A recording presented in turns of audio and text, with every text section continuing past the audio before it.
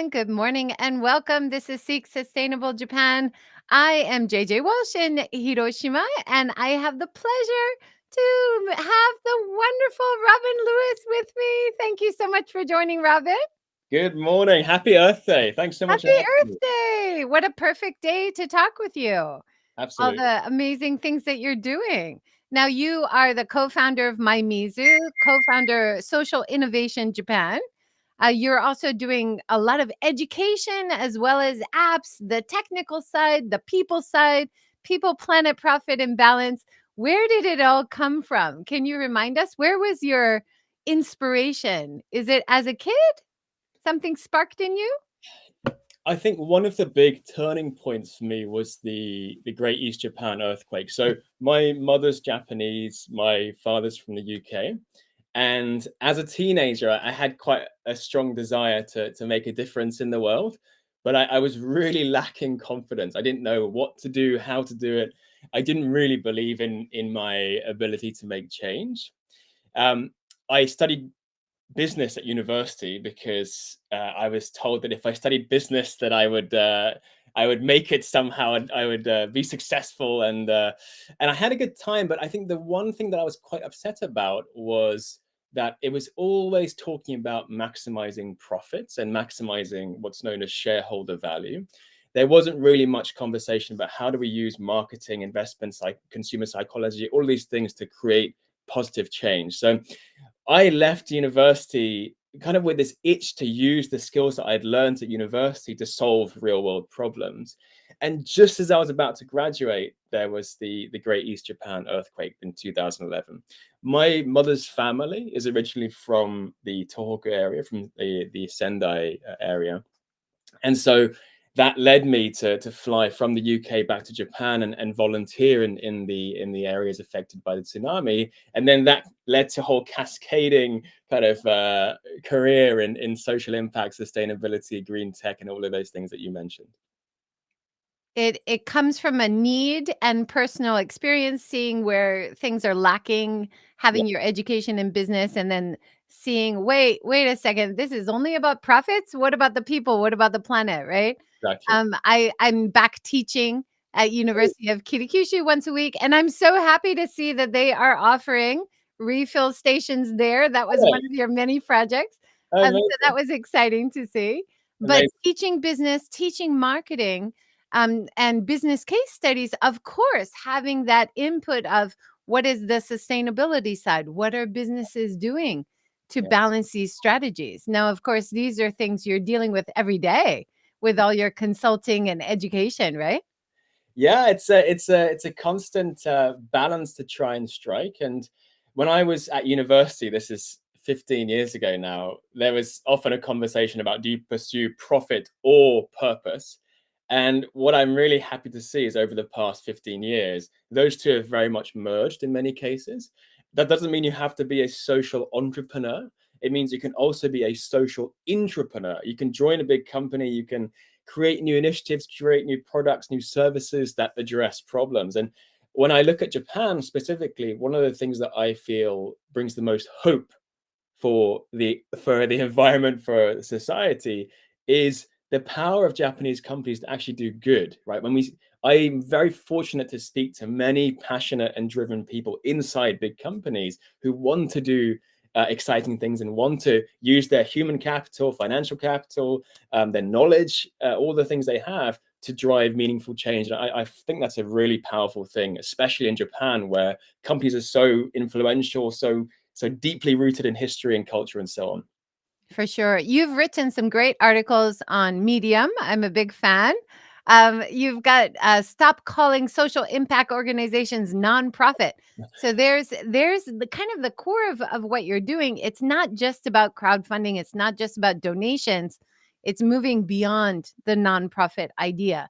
Yeah. Can you talk about that just a couple minutes?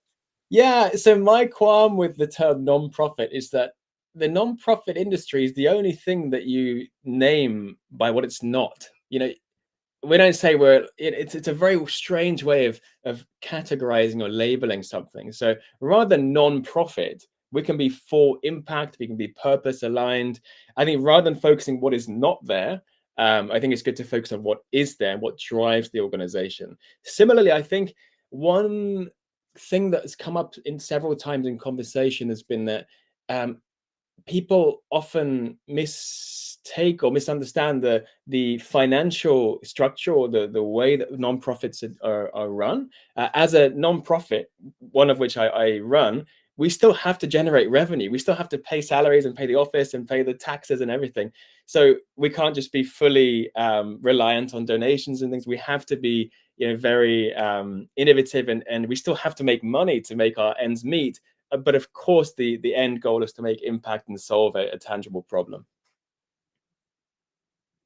I'm just adding a link to your Medium page. Oh, thank you. Thanks a I noticed you haven't written recently. You're very busy. lot. You've had a baby, so that's a Yes. new big change. Are you feeling more motivated to work on all the great projects you're doing, more of a future focus now that you have this personal little person as an inspiration for the future? Has that changed at all? You know what's interesting is I don't think I fully formed or fully processed how much having our daughter has changed my outlook just yet. We're kind of still in the thick of it. If she's about to become 4 months old, and so you can probably see from these bags under my eyes, I'm still very much in the in the. It's the best thing ever. I absolutely love it, but I haven't fully processed how it's impacted me. What I would say though is that I think it's made me more aware of balance. In my 20s, I'm now in my, I guess, my latter half of my 30s. In my 20s, I was so driven to achieve things and make things and create things. And I still love that. But now, especially with the birth of our daughter, I feel a much stronger need to be very grounded to, prioritize my family. That is my absolute priority right now, is to be there for my daughter, my partner, and be hopefully a good dad and a good husband as well. So yeah, I think still very much driven and still very, I want to get things done and change things, but I also feel even stronger need to be here and be a good father as well. And finding a balance, right? Work life balance, making more time for yourself and your family, which is often a lot of people doing startups or especially passion led businesses. Yeah. Burnout is a real situation, right?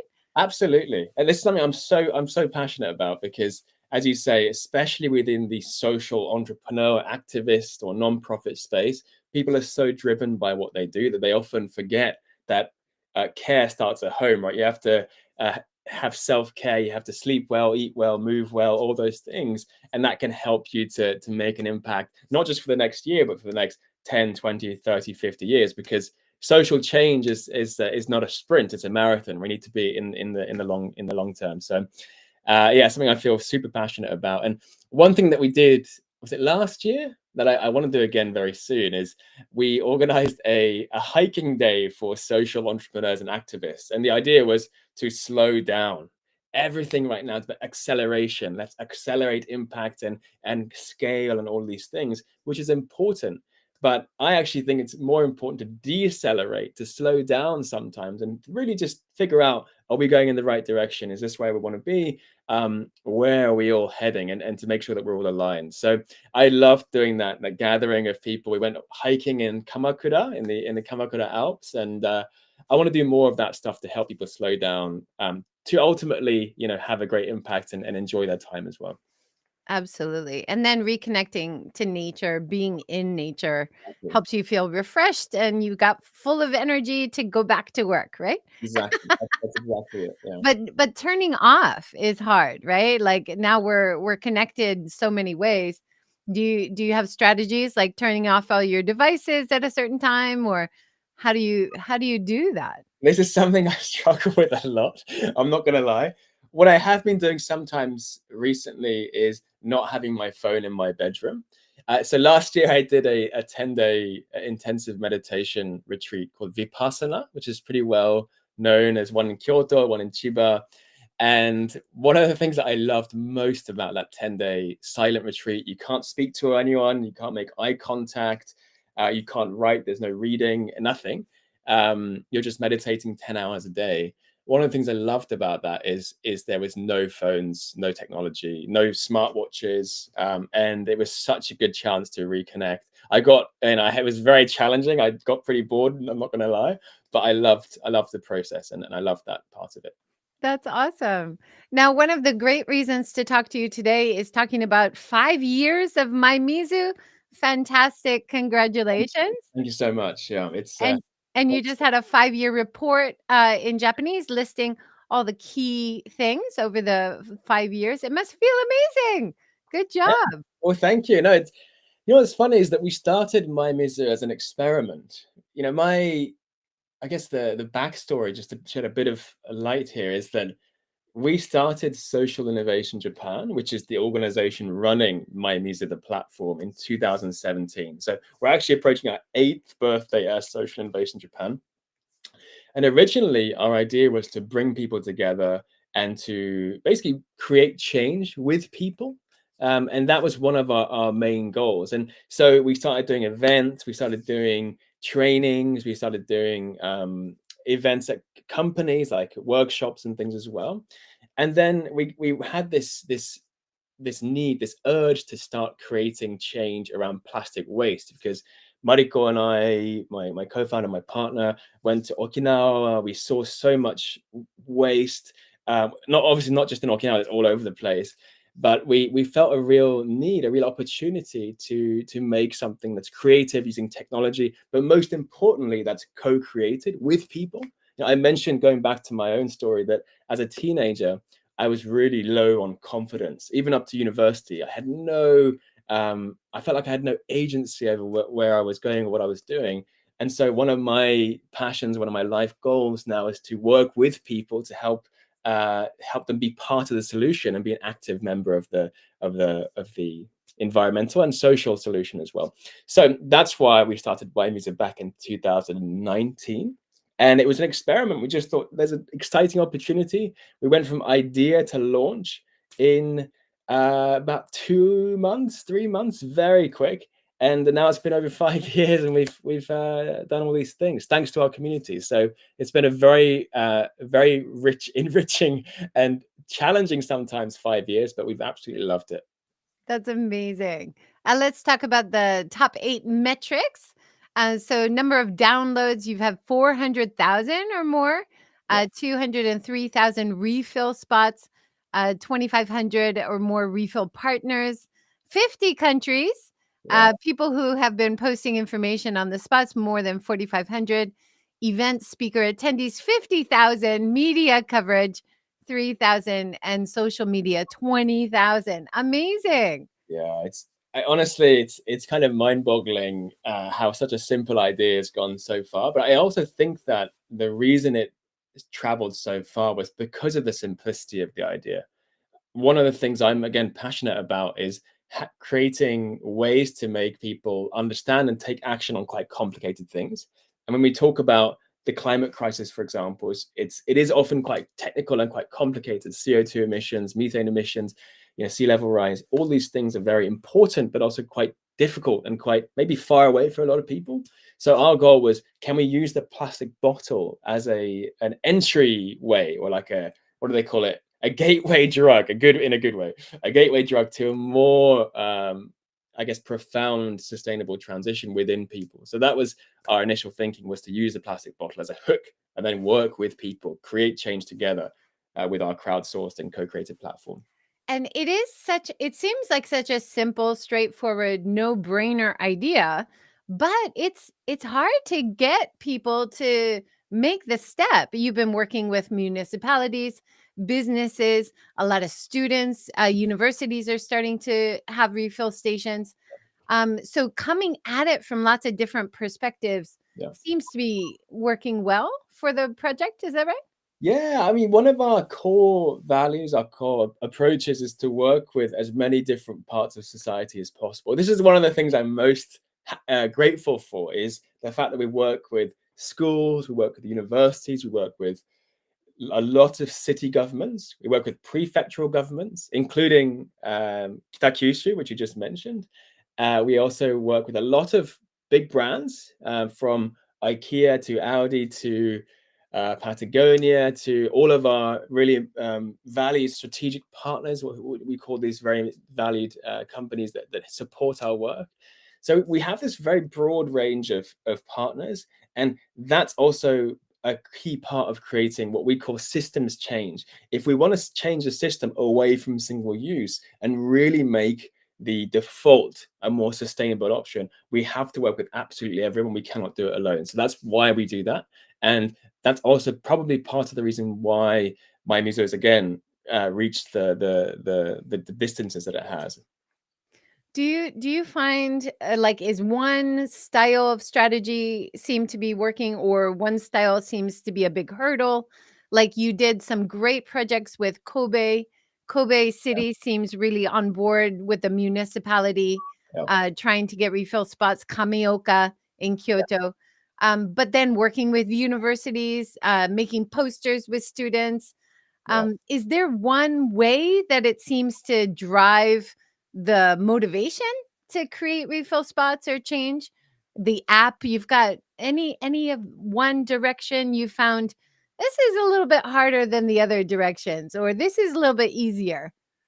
One thing I would say is that I don't have a technical background. Just to be clear, we have this MyMizu app. It's but as you mentioned, it's been downloaded over 400,000 times now. We have many tens of thousands of people using it every month. I don't have a technical background. That's all done by our CTO, Laurie Kate, absolutely amazing individual who's been there from day zero. We have an actually majority female, majority woman tech team as well, which is quite rare. We're super grateful for. We have a very talented tech team doing all of that stuff. My background is more in communications and more in storytelling, and I think from day zero back in 2019, we invested lots of time, lots of energy into telling the story of why is this important. And we also made it fun. We chose to make it a positive and rather than pushing a negative message like, hey, we're facing this massive crisis, we have to do something, pulling with a more compelling and a positive vision of what's possible if we all work together. So to answer your question, what I'd say is that the the investment in communications has been really important. And what's been so exciting about that is that we have now young people in universities who are literally making their own MyMizu posters and sticking them in their campuses. We have elementary school students in Okinawa, again, making their own like stickers, making their own materials, and going out into their local areas and speaking to the cafes and restaurants to try and get them to join. So we have people essentially taking ownership over MyMizu, which is kind of the whole point. This is not something that we made for you. It's something that we all make together. And seeing those bits of creativity of people making videos, stickers, posters. Funny story. I was driving in Okinawa in 2021 along this highway, and suddenly, out of nowhere, on the left-hand side of the car, quite a nice blue skies day, I saw a ginormous series of MyMizu flags. Like, those ginormous flags they have out of cafes, and I'd never seen this, and obviously I didn't make it, so I was like, "What is this?" So I pulled over, went into the cafe, and asked the owners, and they said, "Listen, we just really love the concept, the vision of MyMizu." And so we've just made all these flags and we've plastered them all over the highway. And it's that kind of thing that I find so powerful and compelling, because when it's not driven by us anymore, when it's driven by the community, then I think that's how you get growth and impact as well. That's amazing. Of course, MyMizu is a free app to use. Yes. Yeah. You do have some corporate sponsors who do collaborative work with you. But a lot of people might be wondering, like, how do you make a business Yeah. from a free app? Can you touch on that just a little bit? Sure. So we have what are called strategic partners, who are companies who support MyMizu annually, essentially similar to a sponsorship model. They can also promote their products. Many of them are water-related companies, so that's a natural fit. Secondly, we sell bottles as well. We do bottle sales, both individual MyMizu bottles, but also we sell, thank you very much for that. We also sell collaboration bottles. So, for example, with Uber Eats, with Johnson and Johnson, with various companies, we make these collaboration bottles and provide them to their teams and their people. Thirdly, we work with local governments, and there is a paid part of that where we're helping them to reduce plastic waste, which is a cost for them, and we're helping to promote their water infrastructure too. So we do get some budget from local governments. We have many individual donors who are extremely valuable for us, who support MyMizu on a monthly basis. Thank you so much for joining and for also sharing that as well. And we also have a lot of our work is with companies doing trainings, workshops, and all those things. So we also get revenue from that. So there's several different revenue streams, but it took a while to get there. It's a free platform. It's always hard to monetize things, and we also didn't want to have random crypto ads and these advertisements in the app. So we've had to be creative, but we've made it work from now. One of the things, we also get grants as a philanthropic, as a social venture. We're allowed both grants, and we can do kind of consulting and work for companies. And so one of our big grants this year was from Google, which has really supported our development of the app and so on. So we have several revenue streams, and they're the key ones. That's awesome. That I know that you did crowdfunding in the beginning, Yes. having creating revenue streams over the last 5 years. Yeah. Where do you see MyMizu in the next 5 years? Any big vision forward? Yeah. I mean, what's really exciting now is I see two frontiers. One is, it's not just about plastic waste now. What we're doing is we're building a part of the social infrastructure in Japan and other countries. Water is so critical, not just for reducing plastic waste with all these refill stations. It's also really important for public health during summer. As you know, it gets unbelievably hot during summer, and every year it's going to be even hotter. So we see a big opportunity to use the MyMizu social infrastructure to solve a big public health problem, which is people collapsing, and in some cases, in some tragic cases, dying from dehydration and heat stroke in the summer. So we are now really turning towards, how do we leverage this infrastructure that we've built together to solve that problem? That's one. Secondly, with the second frontier is inbound tourism. This is, I know, another thing that you're very knowledgeable about. There's been a huge boom recently, and we have a lot of travelers using MyMizu, which I'm super happy about. And what's great about that is that, thanks to people like you, Joy, you've been promoting MyMizu through your various channels for many years. People find out about MyMizu, they use it while they're in Japan, they contribute, and then they take it back. So we now have people across 50 countries adding information, adding data, adding photos, and using the platform. So the idea is that we will eventually, hopefully, expand across the world and continue to make this social infrastructure, which sounds very boring, this social infrastructure, but it's just a way to create a new social system to address a serious environmental and social problem as well. It's creating a positive community. Exactly. And I'm adding places to refill when I do guided tours. Thank you. I'm adding, special stickers. You guys need a mascot. I think you need a MyMizu mascot. You need We to do. create something cute, and then we know that captures attention in Japan too, right? Absolutely. Yeah. That's on the to-do list for year 6 and 7, I think. Yeah, right. But adding these things to tourism, definitely a lot of inbound travelers are bringing their bottles. Yeah. Yeah. And then I'm learning which hotels are offering refill bottles. Some Yeah. of the cruise ships are giving their guests refill bottles to go Really? when they visit locations. Yeah. That's awesome, That's right? great. So those would be great collaborators for my using the MyMizu app as well. Yeah. I just read in the newspaper today that the government is starting to give alerts when there's a problem with the heat stroke is real, and then collaborating in that way with or suggesting MyMizu. Um, Yeah. why not have it in all stations? I always ask about it at every information center. Where can I fill up? Yeah. And 5 years ago, people would say, "Go fill up in the toilet." And I was like, "No." And then recently they're like, "Shall I fill up for you?" Yeah. And that's a step in the right direction. But having a refill station is so important because what we're seeing in the hotter months, all the drink machines are sold out. Yeah. So if you're not having another option, Yeah. the only option is to buy a drink. Yeah. That's a health issue. Yeah. You're gonna have a lot more health issues, right?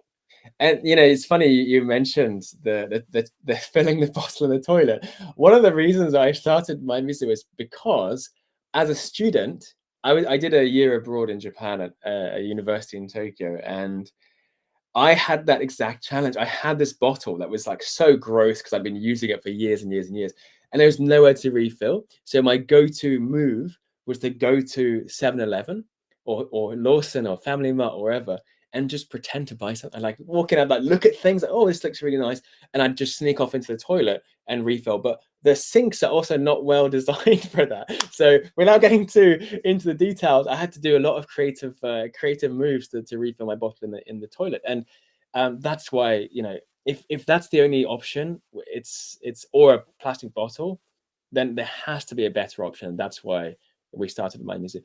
Also, interestingly, going back Mhm. to Japan and Japanese history, when you look at the Edo period of Japan, it was such a circular and environmentally friendly time here. People often say, sustainability is more advanced in Western countries and all these things. I would actually argue that Japan is um, one of the societies where sustainability is ingrained the deepest. When you look at Satoyama, look at Satoumi, Mottainai, the Edo period also had a lot of circularity. For example, even human waste used to be captured and used as fertilizer on fields. Right, everything was used and had a second life. So going back to water, what's so interesting is when you speak to people in their, let's say, 60s or 70s, or sometimes younger, people will say that, yeah, water used to be for everyone. It used to be a public good. It was, if everyone was sharing. And then obviously we had privatization and various, beverage companies making big moves and making lots of money, which is unfortunately part of the challenge. And now we want to go back and we say, look, it's everyone's, it should be everyone's thing. Water is a human right in many cases, and we want to kind of return it to the people through people power, through co-creation, through community. That's what we're doing. Absolutely. And you've written a great article about Sampo Yoshi Yeah, and the idea of businesses doing as part of the business doing community service. And this fits in so beautifully with social innovation Japan, but of course, MyMizu as well. That a business, not only, I love talking about this with visitors, how a lot of businesses, or you see a rickshaw business, they go and clean yeah, Miyajima Island, the route. They'll pick up trash before they start business for that day. And a lot of businesses do that.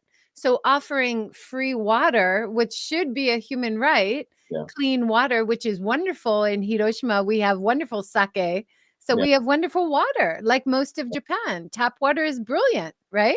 yeah, So adding that as part of your business strategy, doing good for the customer, but yeah. also doing good for the community, right? One of my favorite stories, having spoken to many of what we call refill partners. Refill partners are the cafes, the shops, the restaurants that join our network. There was one case where a young boy, I think he was maybe 5 or 6, maybe a bit older, used to walk to school by himself, and the mother or father would say bye bye, and then they would walk by themselves to school, and they'd walk back home afterwards.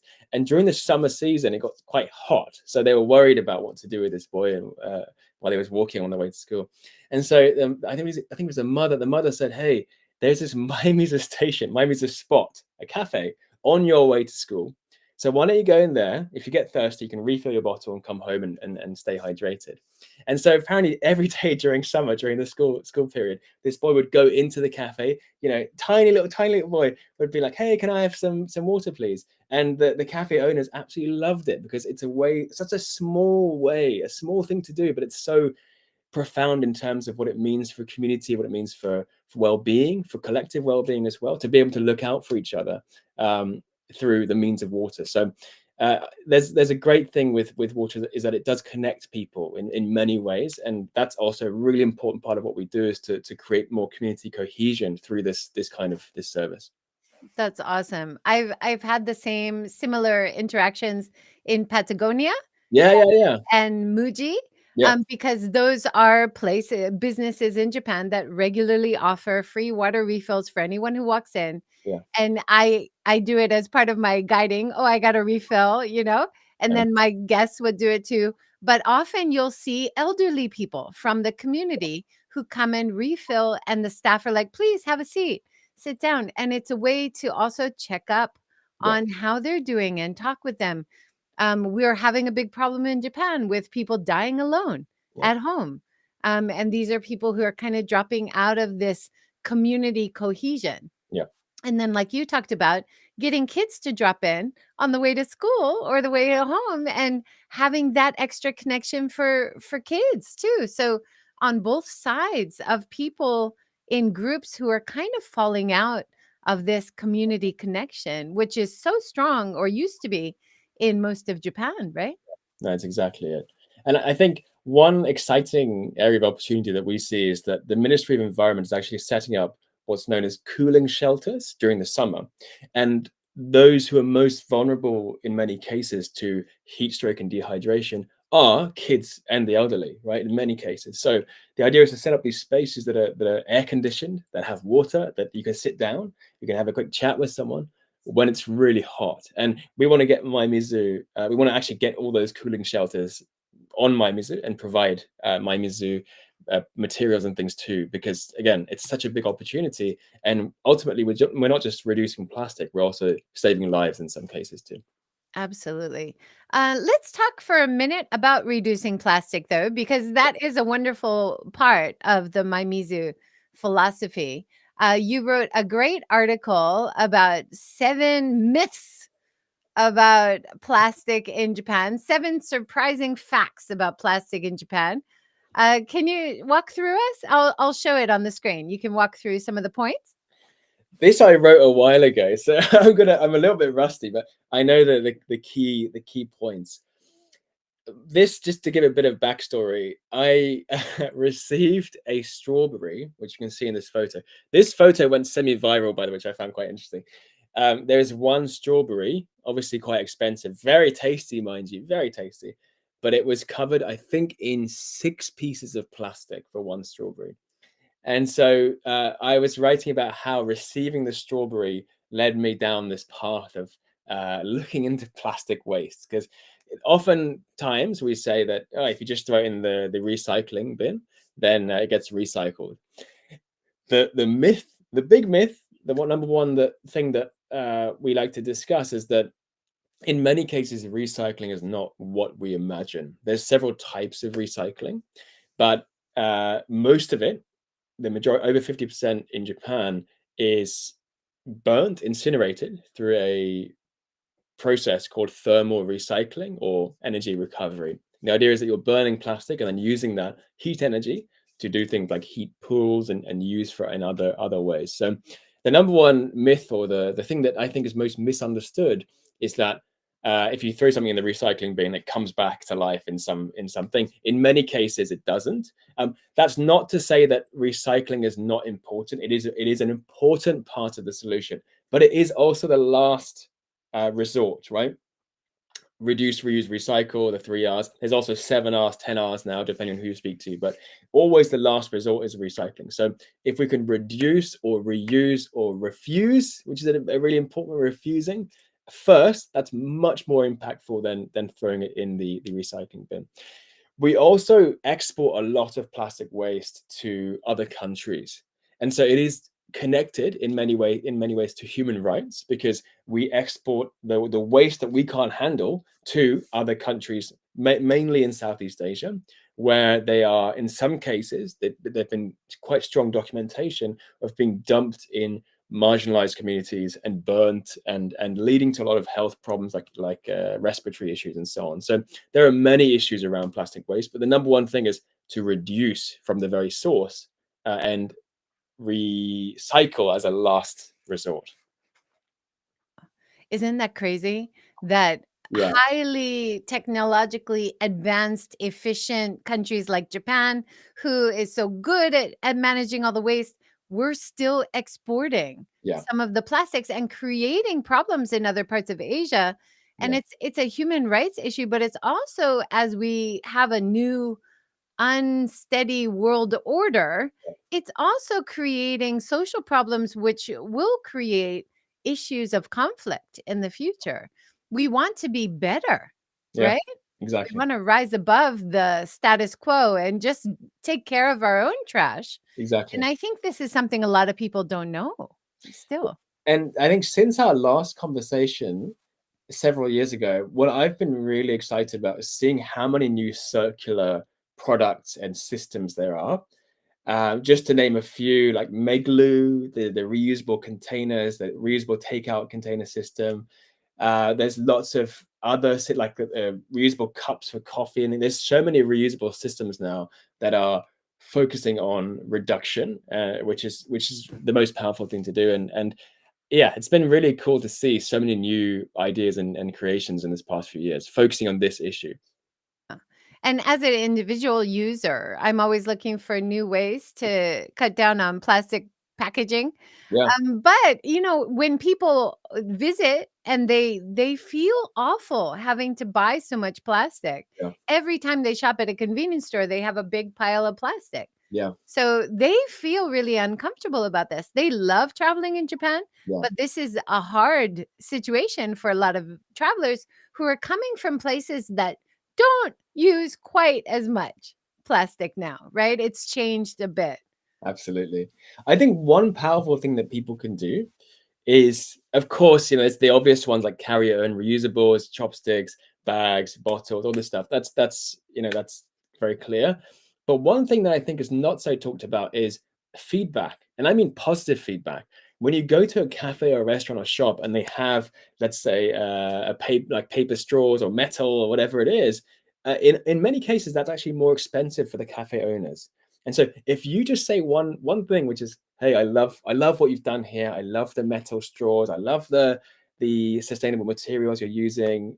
It means a lot to, I think, cafe owners and restaurant owners and so on. So that's one simple thing we can do, is provide positive feedback and encourage them and show them that their efforts are being appreciated as well. Yeah, absolutely. Plastic bags still an issue. Now, one of the places you're collaborating with is Kameoka in Yes. Kyoto. They actually banned plastic bags. Are they the only place in Japan to ban plastic bags yet? I'm not sure what other places have. What happened a couple of years ago was that there's now a mandatory plastic bag charge for most retailers and supermarkets and convenience stores. So now you have to pay usually 3 yen or 5 yen for a plastic bag, similar to many other countries, including the UK as well. So there's been some legislative change, but they're still very prevalent. And if you go along the coastline, in many cases, you'll see plastic bags and bottles and all kinds of things too. Yeah. You also organize cleanups, beach cleanups. We do as well. Yeah, Plastic bags still something you see a lot of. I on tours, especially a lot of people like to visit bakeries. Japanese bakeries are amazing, right? But I'm asking the staff every time a group comes in with me, can we just have it on the tray and we're going to eat it here? yeah, Because even those little plastic bags, which they give as a free service, that's unnecessary because we're going to eat it right now. yeah, So even asking politely in that way, yeah, that can help reduce. And hopefully that's getting back to the manager. Oh, maybe we'll offer a tray yeah. if people are eating here. You never know what influence your positive comments can have on a business, right? Absolutely, absolutely. Yeah. I have a lot of things to say, but I'll just say yeah to that 100%. Pet bottles are really the only choice right now in Japan for most drink machines. Mm, And that's really depressing to see because it's so few are actually recycled and reused in any way. yeah, Once they're recycled, most, like you said, are burned. This is a crazy statistic. I'm losing my language here. Sorry. 183 pet bottles per year per person in Japan? yeah. That may have changed. This article was a few years old, but there are several. I believe it's 23 billion now every year of plastic bottles being used in Japan, just Japan as well. What I would say with pet bottles is actually the recycling rate is relatively high, but there is a percentage around, I think, between 10 and 15% that's not recycled. So while there is a very high recycling rate of plastic bottles, it's still like the concept is still really important. How do we reuse? Because people don't want necessarily the packaging, they want the inside. And there's a lot of beverage companies now who are trialing or looking at machines that can refill for reusable bottles. And so that's a really exciting new thing. That's I know a lot of beverage companies are working on too. Well, you were collaborating with Kirin, and I got really excited that we might see refill drink machines in the future. Is that something that's possible? That would be great to see. There is another company that we're working with who was doing a pilot program for a vending machine that was specifically for reusables. Um, yeah, watch this space in terms of announcements and things, but that is on the way. What I would say is that there is a company who has released a machine that washes reusable bottles, which is very exciting because that's a problem that we heard from a lot of people is that they use their reusables, but then there's no place to wash them in many cases. And so now, for example, I believe it's the Osaka Expo site. There is a actually reusable bottle machine that washes your bottle for you as well. So there's a lot of new innovations and creations coming along. That's great. And that's actually a traditional machine that a lot of the soy sauce makers, Right. sake makers, Yeah. if it was a big bottle, they have, if you ever visit one of these breweries, they have these old factory machines that rewash and reuse the bottles. Yeah. Yeah. So it does exist. Could bring that back. Yeah. Another thing is if you ever see the Coke machines, the old style Coke machines with the glass bottle, Yeah. you drink it there, you leave it there, it's washed and reused. Why not bring that back? That was working, Yeah. you know?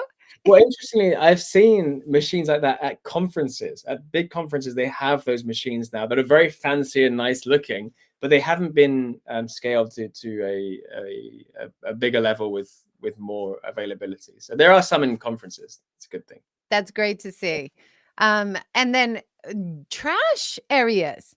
A lot of visitors comment how there's no trash cans anywhere. Yeah. And I often talk about, well, this is a labor crunch issue, also a tidiness issue. Yeah. If you can't keep emptying the trash cans, then overflowing trash can is worse than no trash can, right? Yeah. So having places where people can even after buying something, throw it away. It's a hassle to carry around your trash. So that's another advantage of MyMizu. You don't create any trash, right? Exactly. Yeah. So it makes it easier, and the more refill points we have, the easier it is for everyone because there's just more options for people too. So definitely. Absolutely. And then you're talking here about how China stopped accepting plastic waste from other countries. Yeah. But there are still even less developed countries in Asia which are accepting it. You can understand it's a lot of money to turn away, Yeah. but it's creating toxic areas where they live, right? In some cases, yeah. And there is some new legislation around plastic waste and exports and moving them between countries. So things are changing, but it's the key issue is still that we are over reliant on single use. And I'm not saying it's not also quite as easy to say like plastic is the absolute devil. There are actually many environmental use cases for plastic. It's just the overconsumption, the over reliance that's the challenge. And they can be easily substituted in many cases with much more sustainable options like MyMizu, like Meglu, like iCasa. There's so many other options out there. Now, talking about the facilities themselves, that's often an argument I hear from people in Japan that burning the plastic is creating energy. Have Yeah. you heard this argument? You want to respond to Yeah, that? that's thermal recycling, where you're using the plastic waste, that you're burning it, and then you're using that heat energy in most cases to um, power other things and to heat up pools and all these things. But again, there's a lot of other ways to burn. So there doesn't. I think the key thing is just addressing the over reliance on plastic, on single-use plastic. And you mentioned the soy sauce containers. Like back in my mother's generation, they would go around with soy sauce bottles to the soy sauce shop and get it refilled, right? So as I mentioned, Japan has a very strong understanding, and it's deeply ingrained in the society that there is a sustainable way to live. But for many reasons, for economic growth reasons, for in the post-war period, there was a huge push for consumption, and many other influences has led to this much more disposable and single-use culture. But I'm again full of hope because I see so many new inventions, new creations, and a lot more awareness too of people making better decisions or more environmentally friendly decisions every day. For sure.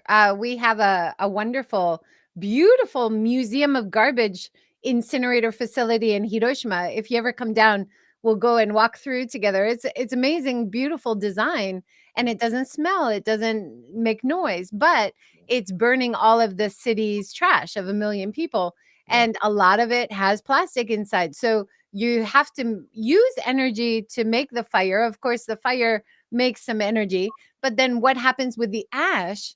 Well, yeah, because it has plastic in it, you can't put it back to nature. yeah, So that's another issue. What and the idea of the circular, right? yeah, Like how do we source it? And then what happens to the end product? yeah. Those are often not thought about either, right? Exactly, exactly. Yeah. Yeah. Also in Tokyo, you're running out of space, I heard, for landfill, right? So no landfill space is putting more pressure on these incinerators, but also landfill areas, right? Yeah. So that's yeah. It all points to the same direction that we need to address overconsumption, which is also quite challenging because our current economic model is geared towards consuming, GDP growth, economic growth as the key indicator. And there is now a lot more conversation around is there a healthier way to measure the success of a society more than GDP? And there's some talk about degrowth and all these other things, but yeah, it's a challenge because the fundamentals are still relatively extractive and not super environmentally friendly in many ways because we do live on a finite planet, but we're aiming for this infinite growth of the economy. For sure. I love your motto, less plastic, more fun. It's not just about plastic, but that's like a main driver of using MyMizu and promoting it, right? Exactly, yeah.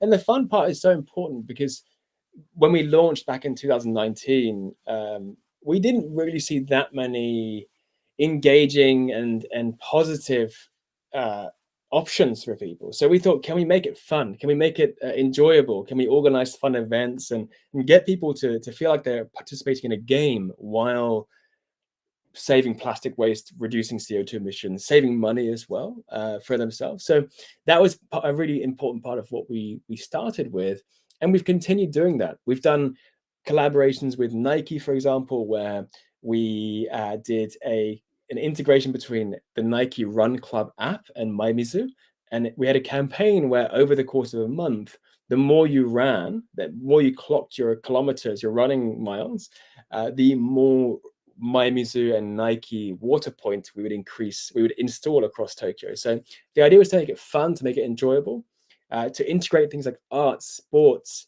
other cultural events into this conversation, because that's how you can really get people who might not think about this on a daily basis to be involved and part of the solution. That's awesome. You do a lot of campus activities, education. What's happening here with the campus card order activity? So I believe this is the Climate Fresque workshop, which is a very popular, originally French workshop to help people understand the causes of the climate crisis and what they can do to tackle it. I think that was from our Campus Changemakers Summit. So every year we organize an event for students to come together to brainstorm ways to create more green and environmental campuses. The reason we did this was because we had a lot of emails and people reaching out to us from different universities and different high schools saying they want to reduce waste, they want to increase water points, they want to help make their campus more circular. And so we thought, rather than doing one-on-ones, helping everyone at once, why not bring the whole everyone together in one place and brainstorm and create solutions together. So that was the reason why we started doing the Campus Changemakers Summit. And that's one of our real key initiatives for young people that we do. That's awesome. Now, you have some other exciting new events coming up through Social Innovation Japan. Yeah. Do you want to talk about your Helena Powers? Yeah, so this is an exciting new program, and it's kind of going back to full circle. Because I mentioned that the reason we launched Social Innovation Japan was to bring people together and to make solutions to environmental problems and social problems together. So we launched Helena Powers on International Women's Day this year, and the program is a women's entrepreneurship support program where over the course of 6 weeks, it's quite intense. We do essentially a process to help people go from idea to launch within 6 weeks. It's in partnership with Helena Rubinstein and L'Oreal, and we've had quite a few applicants. This is amazing. We had many applicants, and we're in the process of choosing the final cohort. But it's super exciting, and as I say, it's going full circle for us because we had a lot of people asking us to help launch their ideas, and now this is a way to get everyone together and again create solutions together too. That's so good. I love your Manels Suck article. It's one of my favorites. Yeah, yeah, yeah, As a woman forward man yeah. promoting women in work in Japan and equal pay, equal opportunities, it's really important part of your brand, of course, as being a partner, you co-founder, Yeah. co-partner in many ways. It's amazing to see, Robin. You're doing great work there. Maybe I can just elaborate on that for Yes, please. so since I think 2019 or 20, I've had a no manel policy. Manel is all male panel. And you can see from the photo there that a lot of conferences and events have, in many cases, panel discussions that are all men attending or speaking. And I noticed that a lot since 2019 and before then at major international conferences, but also smaller events too. And so I decided that, well, actually, I've accidentally taken part in a couple of manuals where I turned up at the venue and I realized, oh wow, there's like 7 guys on the stage. And so having made that mistake myself because of lack of due diligence, I decided to make a no manual policy where myself and team members too will not generally take part in a panel discussion if there's not representation. Of course, gender is just one lens. There's many other lenses of which we can talk about diversity, but it's more of a symbolic policy to get people to understand that you can't have 6 guys on a stage talking about sustainable societies and all these things because we're missing at least 50% of the population. So that's the no all male, no manel policy. And I'd encourage other people, other guys, or anyone to take that kind of policy on and be vocal about it as well because it's super important. That's awesome. I have, when I reach out to people to talk about things on the show, quite often I am very impressed when I contact a man who's like the official head Yeah, and he says, how about talking to this woman who's on our team and she's amazing? And I was like, yes, yes, happy, happy, happy. Because even doing the talk show, I try to have a balance, 50% or 51 if I can, yeah, because that's the actual representation. absolutely. But it's really hard. The status quo is men as leaders, men as experts, men in government, right? Yeah, absolutely. Actually, So what you're doing is important. there's Yeah. one website. I think is it She Speaks. Uh-huh. There's a website in Japan that is specifically for women speakers, and it was set up by a friend of mine. I can't remember the exact I name. think it's the woman who set up Code Chrysalis, Yeah, which you also have I worked with, think right? Jan was started it. Yeah, and Mhm. yeah, I'm like completely blanking on the name, but it's a really good platform to find women speakers as well. Yeah. I'll put the link below. I'll seek it out. Thank you. Robin, we've talked about a lot. We've only got a few minutes left. Is there anything we haven't touched on that you would like to say? Oh, put you on the spot there. A lot. There's a lot to say. Well, first of all, it's Earth Day, so maybe we can wrap up with some action points and maybe a call to action for us as MyMizu. So I'll start with the call to action. We have a few events coming up. One is the Responsible Marché in the Impact Hub Tokyo. So we'll have a booth there I'm again blanking on the date, but I think it's in May, it's a weekend in May. So please come along to that. It's a whole market full of sustainable and environmental products and companies that are showcasing their materials in Impact Hub Tokyo. So we'll be there. And then, yeah, we're also, I think we'll be hiring again soon. So if I think we're going to be looking for a operations support or admin role. So please follow our social media and stay tuned. If anyone would like to connect with me, please find me on LinkedIn. It's Robin Takashi Lewis. Feel free to reach out, and I'd be super happy to connect.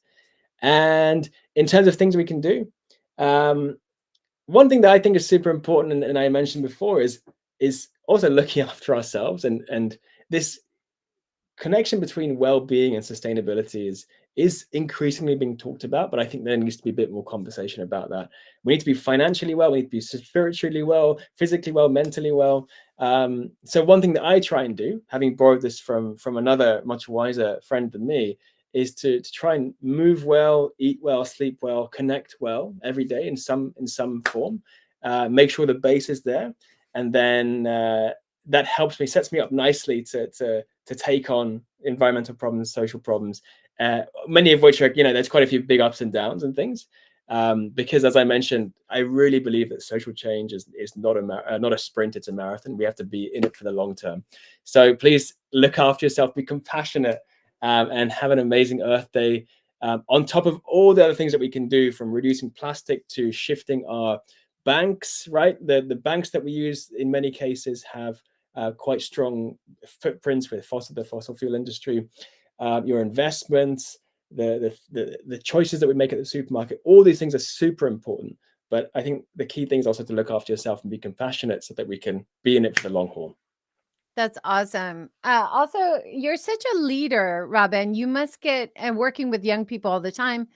What advice would you give for future leaders, people who are passionate about helping the environment, helping their community? Any advice for future leaders how to get started? I would say think big, but start super small. In many cases, having spoken to many, many, many young people, I work at universities, at schools, all these things. People often get stuck at that first step. They have a big vision, but they don't know what to do. So what I would try and do is just take the tiniest step to get the ball rolling, and just keep that going again and again and again. So that's one thing I'd say, is think big, but start super small, tiniest step you can take. And secondly, is to really have fun. You mentioned that our motto is less plastic, more fun. If you can find nice people, like fun people, try and make it an enjoyable experience. That will help set up things for the long term as well, and that will keep you happy and engaged over the long run. So those are two pieces of advice, as well as take care of yourself. Make sure you don't burn out. I've seen enough burnout in the social and environmental space. So let's have fun and look after ourselves too, while caring for people, planet, and everything else is important. That's awesome. And of course, be part of the community. Yeah, Join the cleanup events, join as a member of MyMizu, go to Social Innovation Japan events.